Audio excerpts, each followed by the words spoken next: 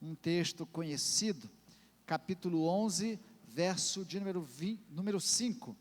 Embora eu vou pedir que você continue lá com o livro de Tiago, marcado ou aberto, para usar de referência, porque até o final a gente volta nele novamente.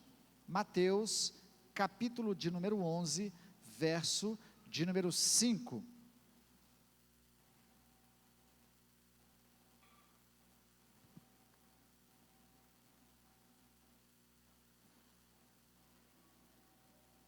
Diz assim, eu vou ler do verso 2, para a gente entender o contexto.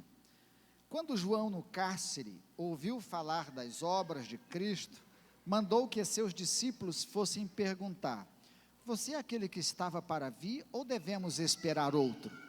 Então Jesus lhes respondeu, voltem e anunciem a João que está ouvindo e vendo. Os cegos veem, os coxos andam, os leprosos são purificados, os surdos ouvem, os mortos são ressuscitados, e aos pobres está sendo pregado o Evangelho. E bem-aventurado é aquele que não achar em mim motivo de tropeço. Quando os discípulos de João foram embora, Jesus começou a dizer ao povo a respeito de João. Feche mais uma vez a sua cabeça e fale com Deus. Peça a Deus, fale comigo nesta noite. Fale ao meu coração, que a tua palavra seja para mim, para a igreja, mas que seja para mim. Pai do céu, estamos diante da tua palavra e da tua presença, e queremos agora que a palavra do Senhor alcance o nosso coração, alcance a nossa mente. Deus, nós saiamos daqui esclarecidos e desafiados pela vontade do Senhor para a nossa vida. Nós oramos pedindo isto em nome de Cristo Jesus. E eu, ó Deus, me coloco atrás da cruz do Senhor, escondido, ó Deus, na cruz do Senhor, porque quem deve resplandecer é a tua glória, e quem deve nos ensinar e nos conduzir à edificação é o Espírito Santo do Senhor. Estamos em plena dependência tua, e pedimos que assim seja com a igreja do Senhor também, em nome de Jesus, amém, amém. Continuando, muito obrigado, princesa, olha só que maravilha. Nós queremos continuar nossa sequência de mensagem, falando hoje sobre mordomia da beneficência, mordomia da beneficência. Nós temos muitos que são bondosos, e eu me alegro, porque a igreja tem sido uma igreja com ações sociais, né, que é aberta para a comunidade, sem vaidade, sem orgulho, mas é bom saber que a igreja é reconhecida na comunidade pelas atividades sociais que realizam, né?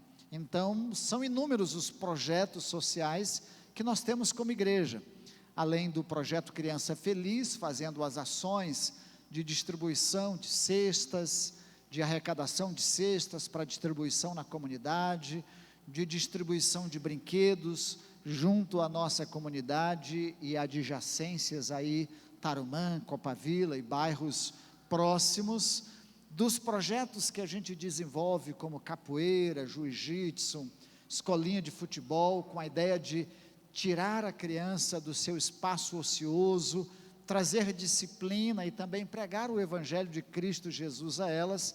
Apesar de todas as nossas ações, nós não podemos nos esquecer que nossa missão como igreja é proclamar o Evangelho de Cristo Jesus. Uma coisa não pode ser deixada por outra.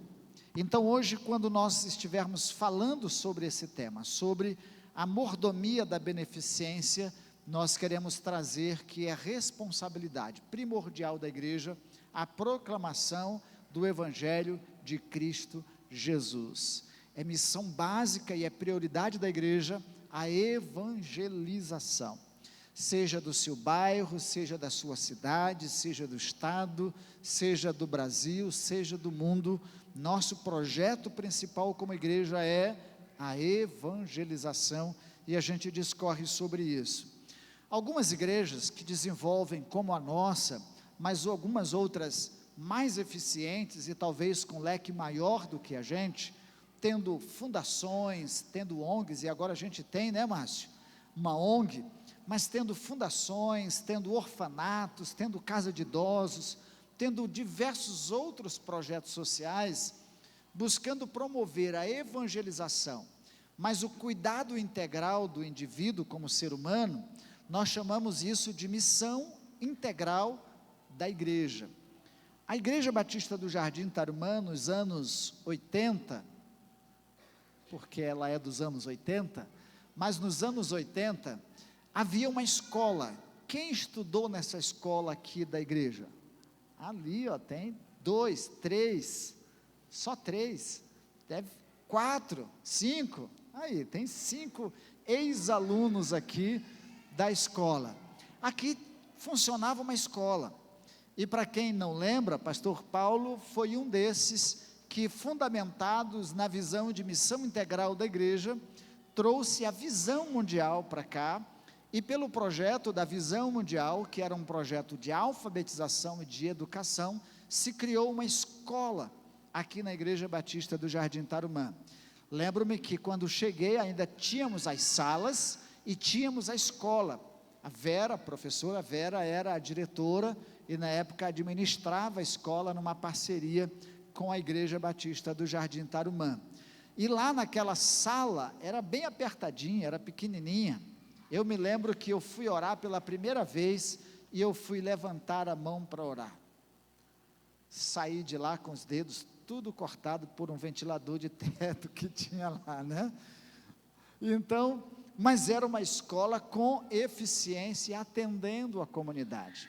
Quando a gente anda por aí, muita gente fala da escola que havia aqui, do espaço como era, e assim a igreja teve e tem essa vocação social, desenvolvendo a sua evangelização e também a ação comunitária. Poderíamos chamar isso de missão integral. Nada mais é do que enxergar o homem como um todo, não só o espírito, a alma, mas o corpo, o homem com todas as suas necessidades. Pastor Vanderlei viveu muito esse tempo aqui, né?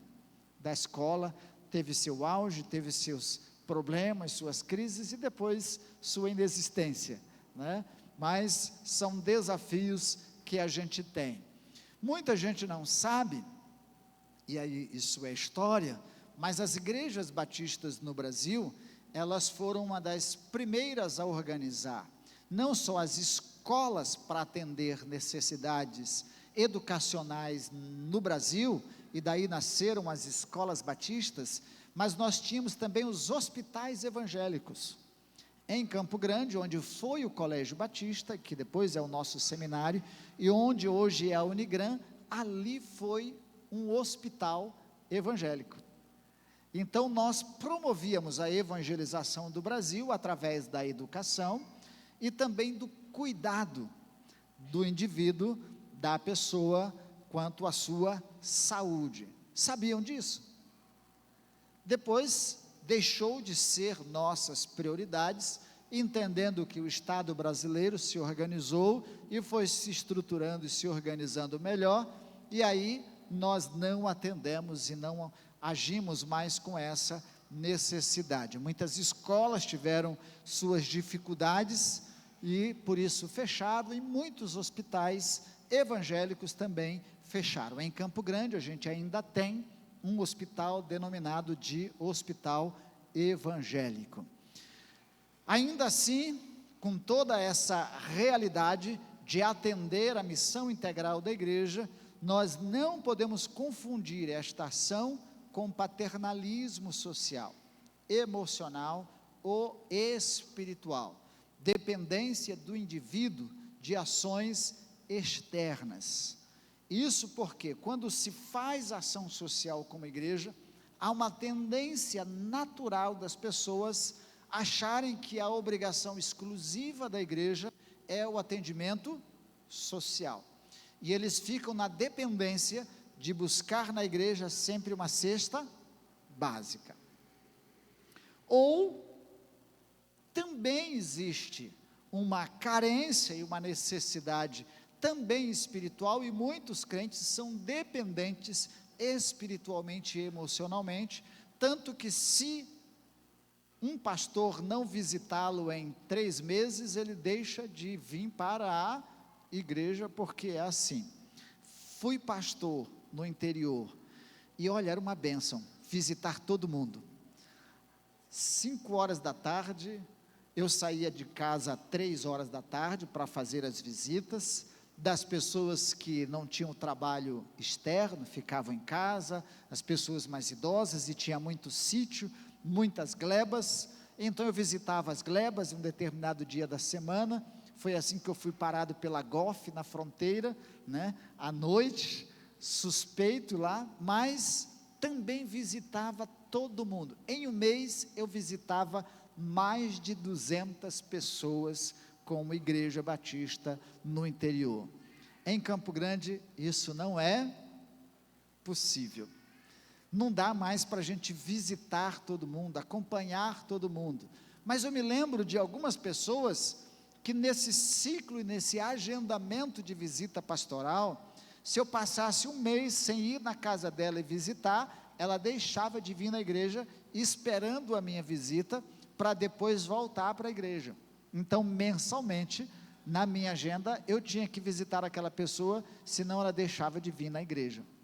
É possível que você conheça alguém assim, que era tão dependente espiritualmente de alguém, que não vinha à igreja, se alguém não fosse atrás dela. Assim como tem gente dependente emocionalmente de alguém, tem gente dependente espiritualmente, e tem gente dependente socialmente. Mas vamos lá, andando, eu quero compartilhar com vocês algumas razões por que consideramos a evangelização como prioridade na vida da igreja. Repito, algumas considerações, porque consideramos a evangelização como prioridade na vida da igreja. Primeira delas, esta é uma tarefa de natureza indelegável, ou seja, dada diretamente por Jesus à igreja, intransferível.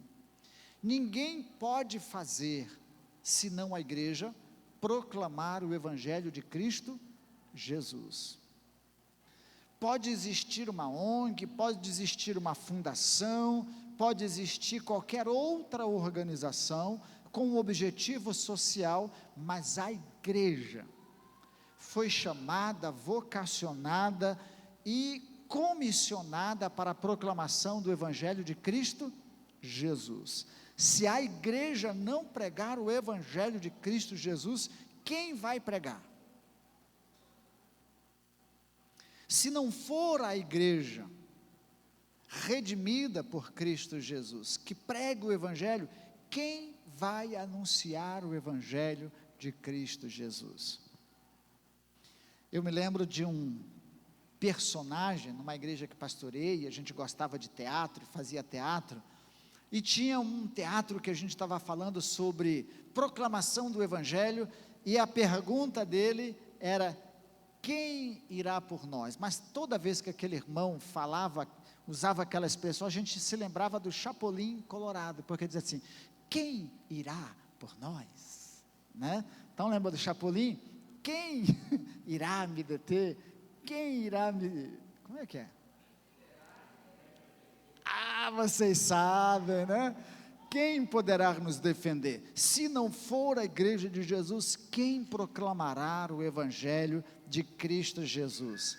Ela é a única instituição divina, criada com o objetivo de proclamar o evangelho. Jesus a criou. Pode abrir lá, Mateus capítulo 16, verso 18, 20. Pedro: sobre esta pedra edificarei a minha igreja, e as portas do inferno não prevalecerão contra ela. Foi Deus, foi Cristo Jesus quem instituiu a igreja, quem criou a igreja. Não foi o pastor Adonias, não foi Pedro, não foi Paulo, não foi João, não foi ninguém, foi Cristo Jesus. Essa é uma instituição divina. Há duas instituições criadas por Deus: a família e a igreja. E a igreja pode ser chamada, e é chamada biblicamente também, da família, como um ambiente familiar. A igreja, além de ter sido criada por Cristo Jesus, foi comissionada por Cristo Jesus. Pode abrir lá, Mateus capítulo 28, 19 a 20, o que diz? Portanto, ide, fazei discípulo de todas as nações, batizando em nome do Pai, do Filho e do Espírito Santo, e eu estarei convosco todos os dias, até a consumação dos séculos. Ele não só criou a igreja, mas ele criou um propósito para a igreja, e comissionou a igreja a cumprir o seu propósito. Mas não fica por aí, ele a ferramentou com a presença do seu Espírito, para que ela realizasse a sua missão. Atos, capítulo 1, verso 8, o que diz lá? E recebereis poder ao descer sobre vós o Espírito Santo, e ser-me-eis testemunhas, tanto em Jerusalém, Judeia, Samaria e até os confins da terra. Ele criou a igreja, ele comissionou a igreja e disse: eu te capacito para você cumprir a sua missão. Então essa igreja, na proclamação do Evangelho de Cristo Jesus, não tem desculpa nenhuma com relação ao seu Criador e àquele que lhe dá as condições para proclamar o Evangelho de Cristo Jesus. Eu tenho autoridade para proclamar o Evangelho, você tem autoridade para proclamar o Evangelho, eu tenho a presença do Espírito para a proclamação do Evangelho, e você também tem. E a gente vai considerar tudo isso. Ela é composta por pessoas salvas por Cristo Jesus. Poderíamos até ampliar, ela é composta por pecadores salvos por Cristo Jesus. Pecadores que a Bíblia vai chamar de remidos. E nessa remissão, nessa vocação de salvos por Cristo Jesus, Pedro escreve, e você pode conferir a referência, a 1 Pedro, capítulo 2, verso 9, quando ele diz: mas vós sois a geração eleita, o sacerdócio real, a nação santa, o povo adquirido, para que anunciem as virtudes daquele que vos chamou das trevas para a sua maravilhosa luz.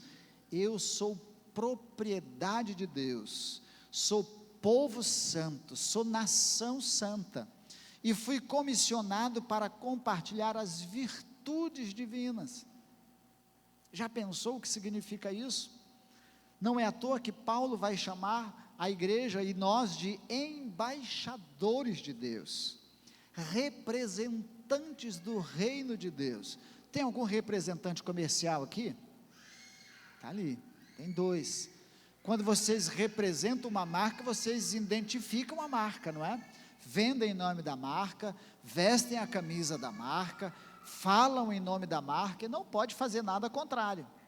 Se é um produto daquela empresa, é aquele produto, vocês não vão vender outro produto. Como embaixadores do reino de Deus, nós temos um produto, é a mensagem de salvação, a boa nova, o Evangelho, a proposta de redenção de todo homem pecador. Você pode conferir também João capítulo 1, verso 11, verso 12, lá está escrito, Jesus também nessa mesma condição de ter nos salvo, nos escolhido, assim: eu vim para os que eram meus, mas eles não me receberam, mas a todos quantos o receberam, deu-lhes o poder de se tornarem filhos de Deus, não da carne, nem do sangue, mas pela vontade de Deus. Agora, como filhos salvos, povo adquirido, nação santa, nós anunciamos as virtudes de Deus. Essa expressão, como salvos por Cristo Jesus, nós temos 3 expressões que identificam quem nós somos como pecadores salvos. A primeira delas é remidos. Nós fomos remidos, uma referência a quem foi resgatado, comprado, pago um preço, alto preço. Tem uma música que a gente cantava aí nos anos 90, eu fui comprado por um alto preço. Então, o preço que nos foi pago para nos remir, nos tirar das trevas para a luz, foi a própria vida de Cristo Jesus. Esse foi o preço pago. Então nós fomos remidos. Se você abre o Salmo 107, verso 2, é clássico a expressão de que o seu povo foi remido, comprado por Deus. Efésios, também, capítulo 1, verso 7, diz assim: nele temos a redenção por meio de seu sangue, o perdão dos pecados, de acordo com as riquezas da graça de Deus. Então, remidos, comprados, você teve um preço para ser salvo. Não foi barata a sua salvação, não foi qualquer moeda, foi a própria vida de Deus, em Cristo Jesus. Nós fomos regenerados, e regenerados, talvez a maneira mais clara da gente entender, e permitam-me usar aqui simplificadamente, até, mas uma lagartixa. Você vai tentar matar uma lagartixa, erra a cabeça dela, acerta o rabo, o que acontece? Fica o rabinho pulando lá, ela corre, meses depois você encontra a lagartixa com o rabo regenerado, voltou de novo, cresceu de novo. Regenerado quer dizer, há uma expressão usada por Paulo em Romanos também, vivificados, ou seja, nós ganhamos nova vida em Cristo Jesus. A expressão mais significativa é a de Jesus falando com Nicodemos: te é necessário nascer de novo. Nascer de novo, ser regenerado, ganhar uma nova vida. Eu mesmo fico perguntando, seria muito bom nascer de novo, voltar, mas com a cabeça que eu tenho hoje, seria uma benção. Já pensou, eu bebezinho, com a cabeça de 60 anos, Benjamin Button, né? Button, aquele lá que vai ficando novinho quanto mais velho fica, mas não dá. Mas eu ganhei uma nova vida em Cristo Jesus, e essa nova vida em Cristo Jesus muda a minha mente, renova a minha mente, transforma a minha mente, transforma a minha vida completamente. Não vos conformeis com este mundo, mas transformai-vos pela renovação do vosso entendimento, para que experimenteis qual seja a boa, perfeita e agradável vontade de Deus. Então nós fomos regenerados. João capítulo 3, do verso 3 a 7, a história de Nicodemos. Você pode ler também 1 Pedro capítulo 1, verso 3 e verso 23. E Tito capítulo 3, verso 5, lá também você vai encontrar a expressão regenerados. De Pedro diz assim: bendito seja o Deus e Pai de nosso Senhor Jesus Cristo, conforme a sua multi e grande misericórdia, Ele nos regenerou para uma esperança viva, por meio da ressurreição de Jesus Cristo dentre os mortos. Então você, como pecador salvo, foi remido, regenerado, ganhou uma nova vida, para viver uma nova experiência com Cristo Jesus, e também foi justificado. O que é justificado? É alguém que tinha uma condenação sobre si, mas foi anulada a sua condenação, e ele se tornou justo, justificado, cancelado. Paulo vai dizer que a sentença que tinha sido traçada contra nós foi rasgada. Então, nós agora diante de Deus estamos justificados. Olha que maravilha. Talvez você não consiga mensurar isso, mas se alguém recebe um processo e ele é condenado a passar 40 anos na prisão, e alguém resolve rever o seu processo, e no novo julgamento, aquela pessoa é inocentada, ele sai dali justificado. O meu processo foi cancelado, eu fui considerado inocente. Então é isso que acontece com a igreja de Cristo Jesus, que proclama essas boas novas. O inimigo, que é o nosso acusador, é aquele que todos os dias, como fez com Jó, chega na presença de Deus: vistes lá o teu servo Jó? Ele é isso, mas é por causa disso.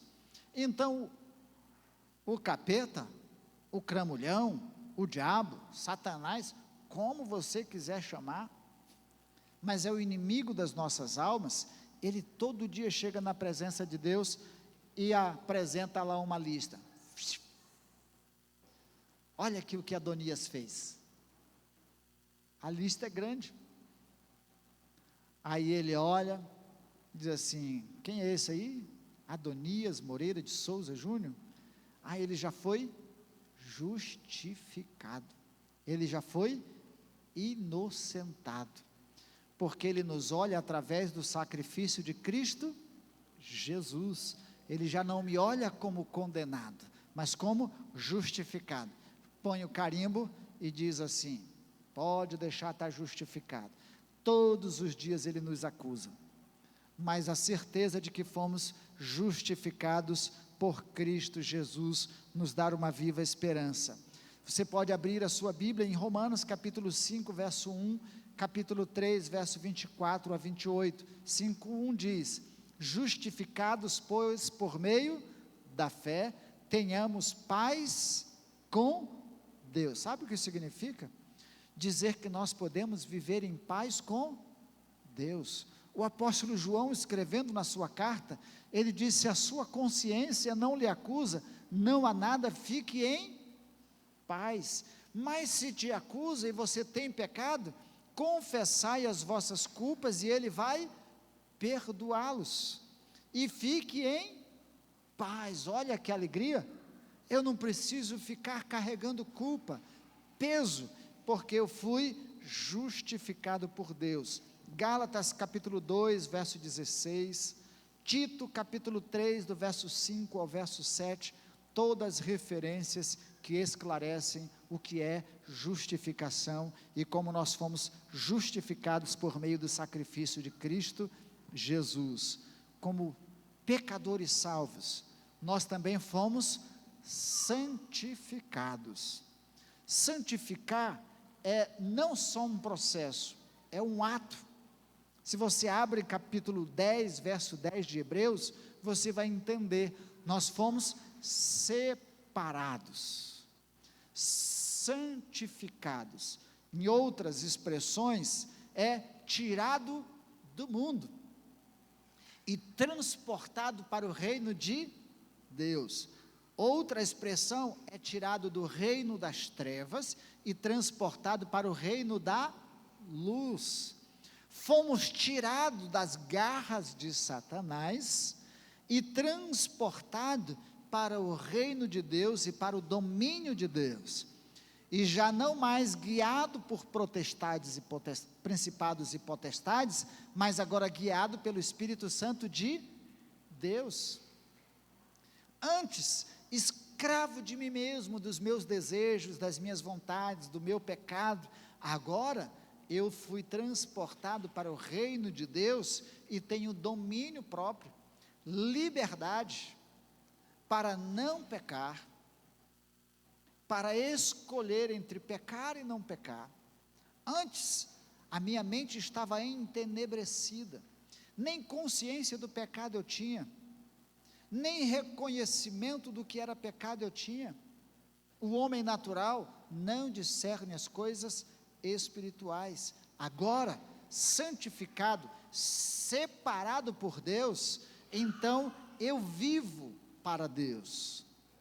E por isso a gente sempre repete aqui, nossa vida como salvos por Deus, não se separa, isso é santo, isso não é santo, isso é profano, isso é santo. Toda a minha vida é santa, é de Deus, pertence a Deus. Eu pertenço a Deus. Você pertence a Deus. Você é dele. Ele tem ciúmes de mim. Ele tem ciúmes de você. Sabe o que é isso? Quando você está fazendo alguma coisa e ele olha para você assim: estou com ciúme, porque ele é meu, ele me pertence. Ele está se prostituindo no sentido, se envolvendo com o pecado, se envolvendo com as outras coisas. Então, nesse sentido, Deus tem ciúme de nós. Mas santificado também, e aí o próprio livro de Hebreus, capítulo 12, verso 14, vai dizer: buscai a santificação, porque sem ela ninguém verá o Senhor. Então, nesse sentido, a santificação também é um processo, e esse processo não parte de mim, parte de Deus. O Espírito vai me convencendo, porque ele me convence do pecado, da justiça e do juízo. Ele vai me convencendo: isso não está certo, isso que você está fazendo está errado, isso que você está fazendo não te edifica, isso que você está fazendo não condiz com a minha palavra, com a minha vontade. Ele vai te convencendo, e você vai se abstendo, vai renunciando, e esse processo irá durar até a volta de Cristo Jesus, até a ressurreição, ou até a nossa partida para o encontro com Ele. Mas é um processo, e nós buscamos uma vida de santificação. Entendeu? Você como igreja, você como filho de Deus, foi remido, você foi regenerado, você foi justificado e você foi santificado para um propósito, para um objetivo, para viver uma vida com Deus e anunciar dessa verdade de Deus para outras pessoas. Evangelização vai ao encontro da mais profunda necessidade do ser humano, a salvação. O homem tem diversas necessidades, emocionais, físicas, e às vezes ele tenta, e espirituais. Quando ele não reconhece essa necessidade espiritual, ele vai buscar essa satisfação em várias outras coisas, mas se sente vazio, se sente ainda com uma ausência dentro de si, porque é a presença de Deus que lhe falta, é a salvação que lhe falta, é a presença resgatadora de Deus em sua vida, por meio do sacrifício de Jesus, que lhe falta. Então ele não tem essa convicção espiritual, há uma ausência, há um medo, há um receio, ou uma negação da própria eternidade, para fugir desse propósito da espiritualidade. Mas quem reconhece, sabe que o homem precisa de Deus, e ele precisa da salvação, e aí precisamos fazer isto, esta evangelização, a todas as pessoas, rico, pobre, e não fazemos acepção de pessoas para a anunciação do Evangelho de Cristo Jesus, nem de classe social, nem de cor da pele, nem de raça, de nada, porque o Evangelho de Cristo Jesus é para todas as pessoas, porque Deus amou o mundo de tal maneira que deu seu Filho, para que todo aquele que nele crer não pereça, mas tenha vida eterna. Não importa quem seja, onde esteja, em que condição esteja, rico ou pobre, precisamos anunciar o Evangelho de Cristo Jesus. É mais fácil anunciar ao rico? Jesus disse que é mais fácil passar um camelo pelo fundo de uma agulha do que um rico entrar no reino dos céus. É porque ele é rico? Não, é porque ele acha que ele é autossuficiente, e o seu coração está mais endurecido, mas ele também precisa ouvir do Evangelho de Cristo Jesus. É fácil anunciar ao pobre o Evangelho de Cristo Jesus? Não, porque ele tem muitas necessidades. E para pregar o Evangelho a ele, às vezes nós vamos ter que atender às suas necessidades. Então é melhor deixar ele lá. E aí, se for assim, eu deixo o rico para lá e eu deixo o rico para cá. Eu só anuncio o Evangelho para a classe média.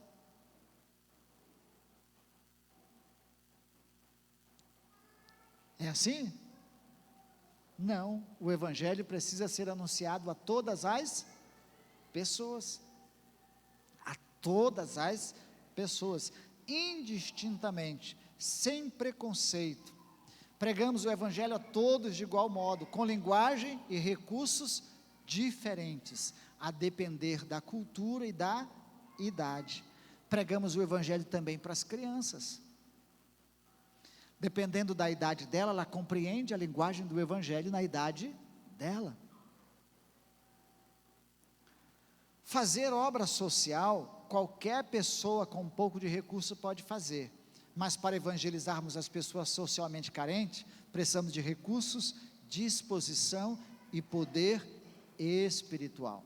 Vou repetir: para se pregar o Evangelho de Cristo Jesus, ou para fazer obras beneficentes e atender a necessidade do pobre, qualquer instituição ou qualquer pessoa com recurso pode fazer, mas pregar o Evangelho, só a igreja. E para pregar o Evangelho aos pobres, nós precisamos de recursos físicos, emocionais e espirituais. A miséria, a pobreza, e dependendo da condição social em que o indivíduo está, os principados e potestades, o domínio nas regiões celestes, escravizam estas pessoas, até porque algumas delas estão imergidas no álcool, imergidas na prostituição, imergidas na violência, inclusive na violência doméstica, à esposa, aos filhos, aos enteados. E esse mundo não é fácil. Para chegarmos lá, é preciso de autoridade espiritual. Vamos nos lembrar, Jesus, enquanto estava no Monte da Transfiguração, Pedro, Tiago e João lá com ele, e eles querendo ficar o tempo inteiro ali, lá no vale, estavam outros discípulos tentando expulsar demônios, mas os demônios não eram expulsos. Lá, junto àquelas pessoas mais carentes, Jesus disse que só com oração e jejum. Então, pregar o Evangelho, alguns lugares, precisamos de autoridade espiritual. É interessante, faz tempo que ninguém fica possesso por aqui. Glória a Deus. Vocês estão dizendo amém, pastor, ainda bem, né? Mas eu me lembro, a primeira vez, e isso tem sido uma marca no meu ministério, as igrejas que eu assumi o primeiro dia de culto, na primeira chegada na igreja, expulsão de demônios. Não foi diferente no Tarumã. Primeiro domingo de manhã, vindo para a IBD, antes de entrar na igreja, alguém gritando e nos chamando para expulsar demônios. Mas vamos nos lembrar a referência que nós lemos de Mateus capítulo 11, quando os discípulos de João vão procurar Jesus, ele diz: os coxos andam, os cegos veem, as pessoas são libertas. Então, enquanto pregamos o Evangelho de Cristo Jesus, enquanto a igreja segue pregando o Evangelho de Cristo, pessoas são libertas dos principados e potestades, expulsam demônios. Uma vez salvos, ninguém vai ficar possesso aqui, mas se entrar um monte de gente que não conhece o Evangelho de Cristo Jesus, é possível que algum fique possesso e vai precisar de você para expulsá-lo.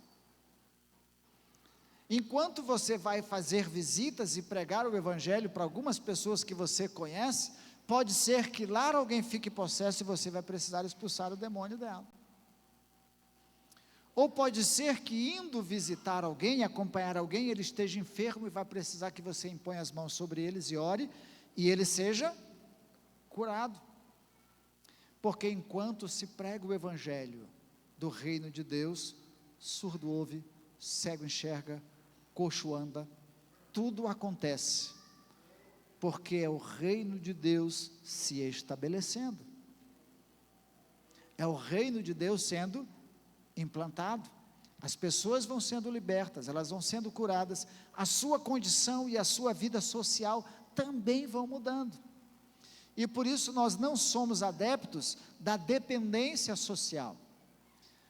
O pobre se converte e ele não precisa continuar pobre a vida inteira. O mendigo se converte, ele não precisa continuar mendigo a vida inteira. E tem muito crente querendo mendigar no governo, vivendo as custas e as dependências dos projetos sociais e até querendo que isso se perpetue. Não é assim, porque quando o evangelho nos alcança, ele muda a nossa vida, ele muda a nossa história, ele muda o rumo da nossa vida. Os nossos jovens mudam, os nossos idosos mudam, a nossa cabeça muda, os valores do reino de Deus são implantados, o nosso comportamento é mudado. O preço é o mesmo da espiritualidade de Jesus, para proclamarmos o evangelho de Cristo Jesus, aos ricos e aos pobres, oração, jejum e palavra. Esse é o preço que a igreja paga pela vida espiritual, para ter poder para anunciar o evangelho de Cristo Jesus. Sem oração, sem jejum, sem conhecer a palavra, ficamos mancos na proclamação do evangelho de Cristo Jesus, e até envergonhados, porque não teremos autoridade para expulsar os demônios, não teremos autoridade para responder a respeito da nossa fé, segundo as Escrituras, porque não a conhecemos, e não temos autoridade para falar de uma intimidade com Deus, porque não temos vida de oração. A proclamação do evangelho de Cristo Jesus exige responsabilidade, compromisso, a ricos e a pobres. A miséria é condicionante e acomodativa. A tendência das pessoas que vivem na miséria é se acomodar, e a sociedade também. Nós nos acomodamos, ou com a pobreza, ou com o gueto da pobreza. Em Campo Grande, se eu disser assim, quais os bairros mais carentes de Campo Grande? Vocês já sabem. É possível mudá-los? É. Por que muitas vezes não mudam? Porque as pessoas não querem mudar. Elas preferem viver na dependência. Quando você mora num bairro pobre, você começa a melhorar de vida, o que você faz? Você melhora a sua casa ou você muda de bairro? Você muda de bairro. E nós não precisamos mudar de bairro, porque nós podemos mudar o ambiente onde nós estamos. Se isso acontece, nos dividimos em classes, criamos guetos dos pobres, dos ricos, do isso, daquilo, acontece por causa da inveja, por causa do ciúme, por causa do preconceito, por causa da violência. Essas coisas fazem a gente se dividir, se separar e criar guetos. Se eu não fosse tão invejoso, e o meu irmão do lado criasse uma casa e começasse a fazer a casa dele bem bonita, eu não ia ficar com inveja dele. E ele sentir a minha inveja, eu começar a fazer coisas para prejudicar ele, para depois ele querer se mudar de bairro. Então, muita coisa, a igreja e nós, quando conhecemos o evangelho, muda a nossa vida. Deixa-me contar uma historinha, que eu acho que quem vive aqui lembra disso. A igreja era difícil, começamos com uma casinha de madeira, não foi, pastor? casinha de madeira. Quem viveu na casinha de madeira aqui? Oh, bênção. Esfregão com aquele vermelhão para polir o piso. Os meninos gostavam porque saíam brincando, né, puxando. Samuel deve ter vivido isso com as filhas dele lá, puxando o esfregão. Aí depois criou o salão, barracão, sem janela, sem nada. Quem viveu esse tempo? Está aumentando. As salinhas e tudo, depois derrubou sala, virou um pátio. Quem está vivendo os dias de hoje? Mas deixe-me dizer que no começo não foi fácil. Quando nós fizemos os banheiros bonitos, eles quebravam os banheiros, quebravam as torneiras, entupiam os vasos, sujavam as paredes,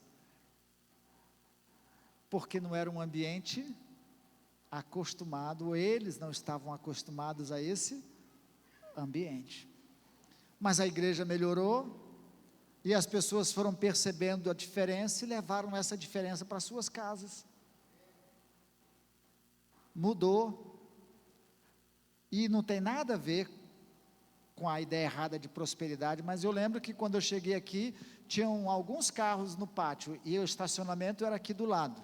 Tinha uma variante bem grande, velha, que era do Jorjão. Tinha uns carrinhos aí, mas acho que não dava 5, aí depois foi enchendo. Hoje o povo diz que é igreja de rico, porque chega na rua, não tem lugar para estacionar o carro. Os pobres não querem mais vir para a igreja, porque estão dizendo que vocês são ricos, e vocês estão deixando de anunciar o evangelho ao pobre. Nós já estamos sofrendo do que Peter Wagner chama de etnikite. As pessoas caem de paraquedas aqui no domingo à noite, depois saem daqui, vão embora e ninguém sabe onde elas moram. Mas nós precisamos conhecer os nossos vizinhos, falar do evangelho para eles. Nós precisamos atender, os projetos sociais estão ajudando isso, né, André?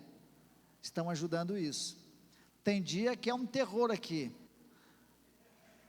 é uma correria de gente aqui nesse pátio, sai quebrando, bebedouro ainda, porque eles estão voltando a se acostumar com um ambiente diferente. Daqui a pouco muda, mas é um compromisso que a gente tem, o evangelho precisa ser anunciado, e os recursos precisam existir para que a gente atenda a essas necessidades, mas a prioridade é a pregação do evangelho. Só atender às necessidades não mudam as pessoas, mas o evangelho muda as pessoas, o evangelho transforma as pessoas, o evangelho impacta a mente das pessoas. A evangelização do mundo como prioridade não nos isenta de uma ação efetiva em favor dos pobres. A oração do Pai Nosso, ensinada por Jesus aos seus discípulos, nos ensina isso. Pai nosso que estás no céu, santificado seja o teu nome, venha a nós o teu reino, seja feita a tua, assim na terra como nos céus. Deus não separa, Jesus não separa o espiritual do material, as duas coisas andam juntas. Nós cuidamos das necessidades, cuidamos uns dos outros, mas não podemos nos esquecer da mensagem do evangelho, que é o poder de Deus para todo aquele que crê. Há razões escatológicas para isso. Se você abre lá Mateus 25, a partir do verso 35, quando nós chegarmos na presença de Jesus no último dia, ele vai dizer: vinde benditos do meu Pai, possuí por herança o reino que vos está preparado desde a fundação do mundo. Eu tive fome e me destes, tive sede e me destes de beber. Bendito, possuí por herança o reino do meu Pai. E se eu não fiz isso? Se as pessoas necessitadas eu nunca ajudei, eu nunca socorri, eu nunca me dispus a fazer nada por alguém que precisava, e não para criar uma dependência, mas para ajudar numa hora oportuna e necessária. Aqui a gente já viveu experiências de socorrer pessoas assim, e depois elas nos abençoarem durante muito tempo com cestas. Receberam cestas e depois mandavam cestas, sua vida mudou, e eles mandavam as cestas básicas, até computador foram nos dando, depois pessoas que foram socorridas por um momento de necessidade, mas que depois tiveram suas vidas transformadas. O crente deve ser generoso. O apóstolo Paulo, recomendando os crentes da Macedônia para ajudar os de Jerusalém, disse que nós precisamos ser generosos, porque Deus ama quem dá com alegria. Olha, dizia ele, vocês um dia foram socorridos pela igreja de Jerusalém, agora eles estão passando necessidades, sejam generosos, e contribuam, cada um conforme pode, mas contribuam com as necessidades.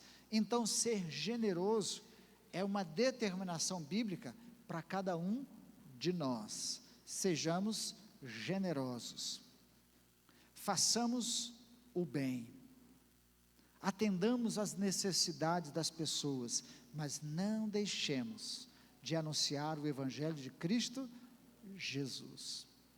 Para a gente encerrar e concluir, a igreja que faz apenas ação social, sem pregar o Evangelho, não é igreja. Pode ser uma fundação, pode ser uma ONG, uma instituição filantrópica, mas não é igreja.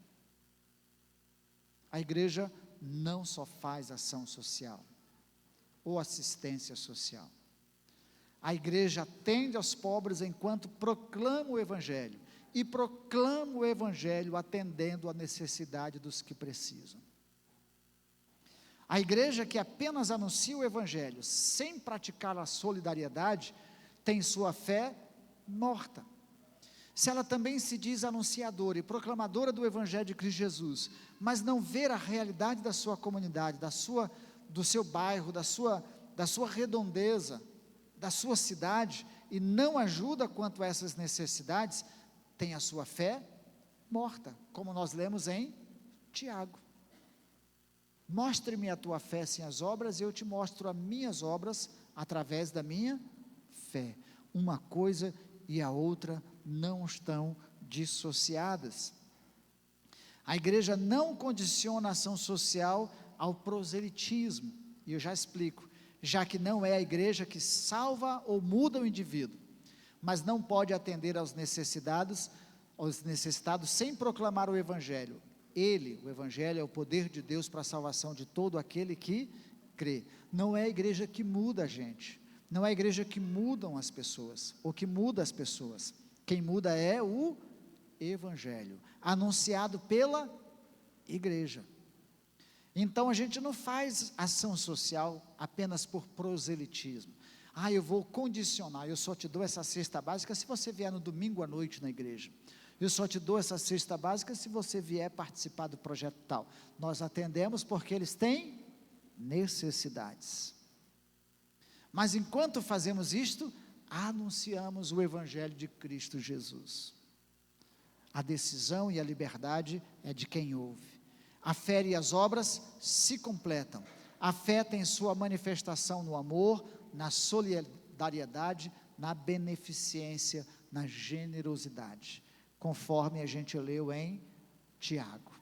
Fé sem obras é morta.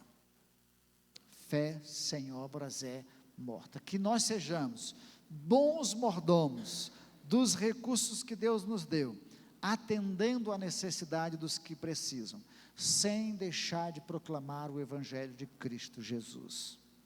Os meninos do futebol podem praticar o futebol, o esporte, mas não deixem de anunciar o Evangelho de Cristo Jesus às crianças que são atendidas pelo esporte.